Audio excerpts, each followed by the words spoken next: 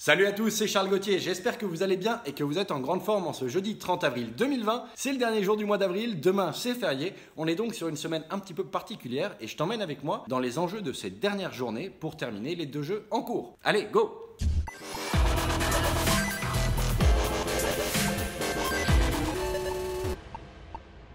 Les amis, on est jeudi 30 avril, demain c'est férié et il faut que je sois très honnête avec vous, j'ai fait une grosse bourde. Cette semaine, quand on a démarré la semaine, j'avais pas du tout calculé que ce vendredi ce serait férié, ni même d'ailleurs que le prochain serait férié aussi. Et du coup, j'avais planifié la semaine sur 5 jours en nous mettant une semaine en plus très intense avec 2 jeux à terminer au programme, plus glisser la création d'un A/B test en plein milieu. Et on pensait que déjà ça allait être rush sur 5 jours. Et là, on vient de se rendre compte hier soir qu'en fait, on en a que 4. On est complètement passé à côté du fait que ce vendredi c'était férié, que ce soit mes salariés ou moi-même. Donc là, j'ai fait une énorme erreur de ma part. J'ai tellement pas de programme et je bosse tellement tout le temps que je fais pas du tout attention aux jours fériés. Et là, j'ai pas fait gaffe qu'on était en train d'approcher du mois de mai. J'ai une faute bête. Et du coup, il y a pas mal de jours fériés que j'avais pas du tout calculé. Donc c'est bon, on a pu débriefer tout ça hier soir. Évidemment, mes salariés prendront leur jour de repos. Moi, je vais continuer demain, samedi et dimanche. Mais ça change évidemment notre semaine. Donc le point de ce matin va être très important parce que ça change un petit peu notre organisation et nos objectifs atteignables. Et on va voir ce qu'on va être capable de faire juste sur cette journée. Évidemment, il y a de grandes chances que nos deux concepts, on ait besoin de les continuer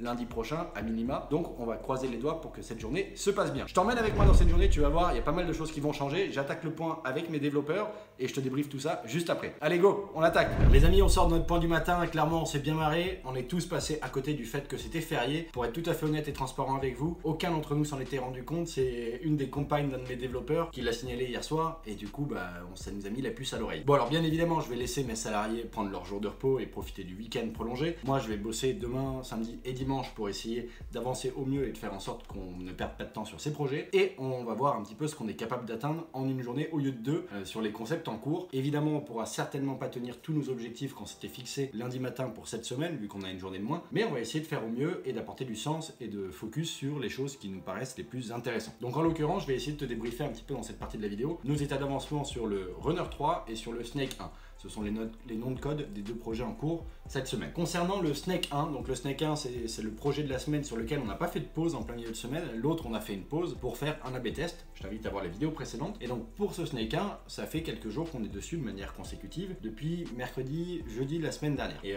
on n'a fait aucune journée de pause, si ce n'est le vendredi, parce que mon développeur sur ce projet-là ne travaille pas le vendredi en général. Voilà donc un peu où on en est. Ça progresse bien. On a une boucle de gameplay principale qui est très stable, très fonctionnelle et qui commence à être un petit peu polish sur certains aspects. Il commence à y avoir les feedbacks autour du gameplay, ça devient intéressant, même si on n'a pas encore du tout travaillé l'aspect polishing général du jeu avec la direction artistique, la thématisation de cette DA qu'on veut donner et également tous les petits choix de couleurs, les nuances, les lumières, les réglages des light settings et compagnie. Donc tout ce travail reste à faire. Moi, c'est des choses que je peux gérer moi-même. J'ai pas besoin de mes développeurs pour faire ça, donc je m'occuperai de tout ça durant le week-end. Mais en attendant, on a quand même des enjeux en termes de réalisation de features et évidemment, c'est le rôle de mes développeurs gameplay d'avancer sur les features de ces jeux-là. Et donc pour le Snake 1, on est en train d'avancer encore un peu mieux sur le comportement des IA parce qu'on a une sorte de Snake avec donc d'autres joueurs et d'autres éléments à ramasser, mais qui sont des éléments vivants. On a fait une foule et il faut ramasser, c'est un Snake avec une foule. Et du coup, on veut avoir des comportements selon des zones sur notre map. Peut-être que s'il y a des joueurs qui courent à un endroit, à d'autres ils marchent, à d'autres endroits ils discutent, à d'autres endroits ils dansent. Bref, on veut créer un petit peu des ambiances différentes et des comportements types qui paraissent naturels, avec des aléatoires,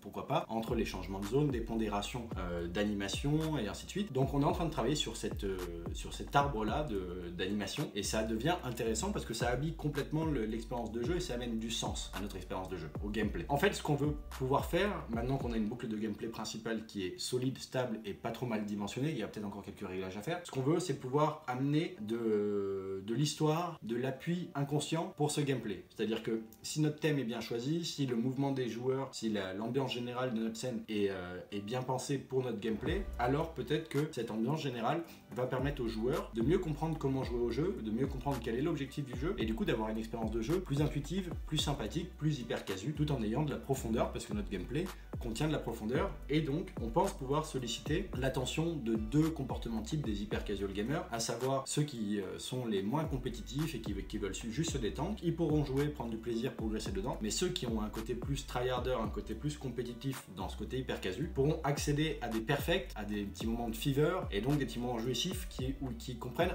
une composante de risk-reward. C'est-à-dire que le joueur va prendre le risque de faire cette action. S'il la fait bien, il est vraiment récompensé. S'il la fait mal, il peut être pénalisé. pénaliser. Mais c'est un risque à prendre, c'est-à-dire qu'on n'est pas obligé de prendre cet aspect risk-reward dans le gameplay pour pouvoir terminer le jeu. On peut tout simplement y aller à la cool, mais si on veut être un peu plus challengeant, quitte à prendre du risque pour avoir des plus grandes récompenses, on peut aussi. Donc je pense qu'on a une vraie bonne base.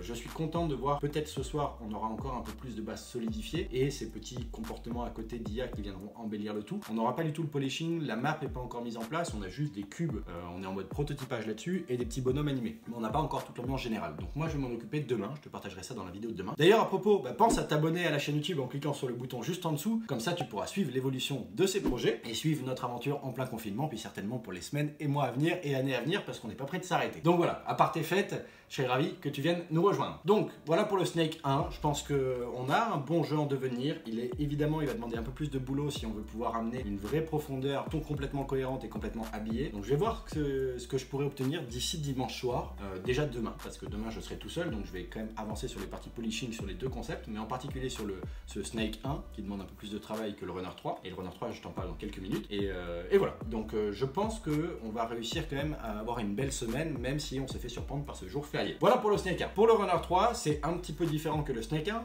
Si tu as vu les vidéos précédentes, tu auras compris que mardi, on a fait une pause sur ce Runner 3 parce qu'on avait besoin d'amener un peu plus de profondeur dans la réflexion sur l'aspect endgame, qui est une seconde partie de notre gameplay. Et on en avait profité pour faire un A/B test sur un des précédents concepts. On avait notre Runner 1 à l'époque, donc il y a peut-être 2-3 semaines maintenant. Je t'invite à voir les vidéos précédentes aussi, j'en parlais. Pour te remettre dans le contexte, il y a 2-3 semaines, on travaillait sur un Runner 1 et un Runner 2. Et ce Runner 1, en l'occurrence, on en avait une version A et on avait aussi anticipé le fait qu'on pouvait en faire une version B avec un gameplay un petit peu différent, mais quand même deux expériences de jeu différentes basées sur un même objectif de jeu. Et donc on s'est dit, mettons en pause le Runner 3 le temps d'avoir des réflexions plus précises, faisons l'A/B test. On avait estimé le faire en 2 jours, on l'a fait en 1 jour finalement. Enfin on avait estimé en 1 jour et demi et on l'a fait en 1 jour, donc ça s'est plutôt bien passé. Et donc on a pu rebasculer assez vite sur le Runner 3.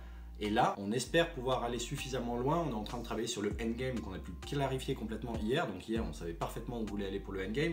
On a déjà la moitié du endgame qui est jouable, qui est très agréable, très fonctionnel. Elle est peut-être pas encore parfaitement réglée, mais ça devrait avancer au mieux aujourd'hui. Donc pour le moment, on croise les doigts, c'est plutôt bien parti sur les 2 projets, même si on a une journée de moins cette semaine qu'on n'avait pas vue. Donc voilà un petit peu l'état d'avancement du Runner 3 de ce Snake 1. Je suis très heureux de voir les expériences de jeu qui commencent à arriver. J'ai pas mon téléphone, il est en train de filmer, mais tous les soirs, je fais des builds, je fais des tests, je change les réglages, je fais mes recherches, mes reverse engineering sur d'autres projets, j'intègre ça dedans. On commence à avoir quelque chose de très cool et je suis très heureux de récupérer là tous les soirs parce que les avancées sont assez impressionnantes entre chaque jour et c'est très plaisant à voir. En plus, on a le suivi de projet qui commence à être de plus en plus explicite parce qu'on affine notre façon de fonctionner là en confinement et c'est franchement plutôt efficace. On arrive à économiser du temps sur les points qu'on fait, on arrive à avoir un meilleur suivi, donc à perdre moins de temps le soir pour se débriefer les choses. Moi j'arrive à récupérer très facilement les pushes de mes développeurs, on a une organisation, une façon de fonctionner dans la transmission d'informations sur les explications de réglage de telle ou telle feature qui sont très claires. Donc en fait, je n'ai aucune difficulté à récupérer les projets de mes développeurs pour les polish un peu plus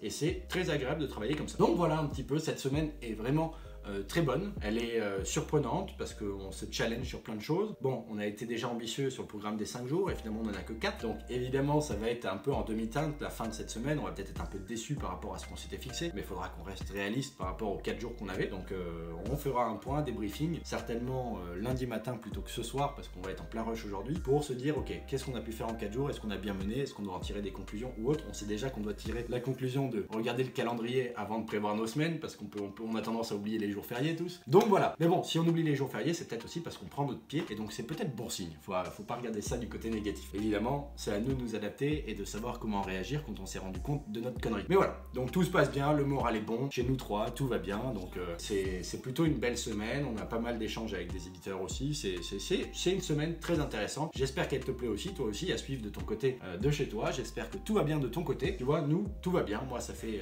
plus d'un mois que je suis tout seul au bureau. Finalement, c'est pas si mal. Je m'ennuie pas. On avance énormément. Je suis de 6h du matin jusqu'à minuit, 2h du mat en train de bosser, en train d'affiner mes réflexions et ça fait un bien fou. Vous allez me dire que je suis taré un petit peu de faire ça, mais non, c'est juste que j'en ai envie aujourd'hui. Je sens qu'il y a des marches qui montent, il y a plein de choses qui progressent et donc c'est hyper excitant et j'espère que tu pourras vivre aussi ce genre de situation quand tu es porteur de projet ou alors que si tu es salarié pour un autre projet, que ces projets t'excitent et que tu prends du plaisir tous les jours à travailler même s'il y a des difficultés, des obstacles à surmonter. Le plaisir est la clé. Si tu n'es pas heureux de te lever le matin, ça va pas pas duré très longtemps. Ça fait, je vais fêter les 4 ans de la boîte, 4 ans officieusement, parce qu'en vrai, juridiquement, je l'ai monté en août 2015, mais le vrai anniversaire est le 7 mai 2016, la vraie date de lancement dans ma tête. Donc on arrive aux 4 ans, et t'imagines bien que si j'ai tenu 4 ans avec des hauts et des bas et compagnie, c'est simplement parce que je prends du plaisir et que j'aime ce que je fais. Sinon, j'aurais certainement abandonné plus tôt, et c'est aussi pour ça que je te propose, moi, de bien travailler ta vision, ou qu'est-ce que tu veux atteindre, et pourquoi travailler ton pourquoi, ton why, parce que ça va être un bon moteur pour toi pour la suite. Si tu as un why qui est fort, tu prendras du plaisir, même si tu n'as pas encore atteint tes objectifs et ta finalité. Voilà, prends du plaisir sur le chemin avant d'atteindre la finalité. La finalité est un but, mais c'est pas l'atteinte du but qui doit être ton plaisir. Le plaisir doit être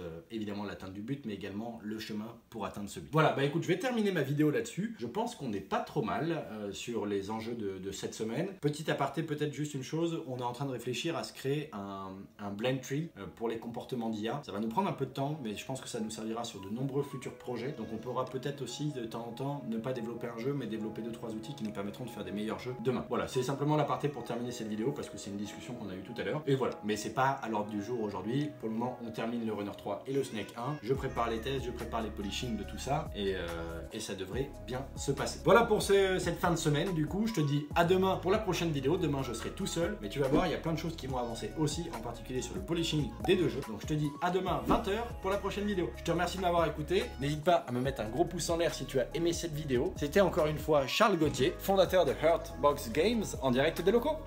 À demain. Ciao.